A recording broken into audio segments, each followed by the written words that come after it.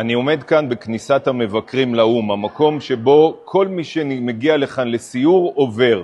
והנה מחר, האום מציין את היום הבינלאומי לזיכרון קורבנות הטרור, ויהיו כאן דיונים רמי דרג, יש כאן אפילו תערוכה ממש בכניסת המבקרים, כדי להזכיר לכולנו את קורבנות הטרור מהפיגועים ברחבי העולם. יש כאן פיגועים שמוכרים לנו כמו 9/11, בוסטון, פיגועים שהתרחשו באינדונזיה, בקניה ועוד ועוד. אבל מה אין כאן?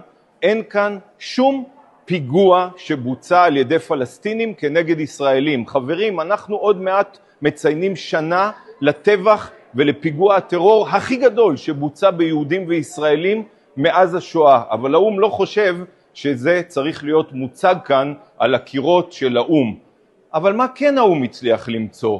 הפתעה, הצליחו למצוא פלסטינית, קורבן טרור, באופן מטעה כתוב פה פלסטין כדי שיחשבו שהיא נפגעה בישראל, אבל כשקוראים את האותיות הקטנות, מסתבר שהיא בכלל נפגעה בפיגוע בניו זילנד.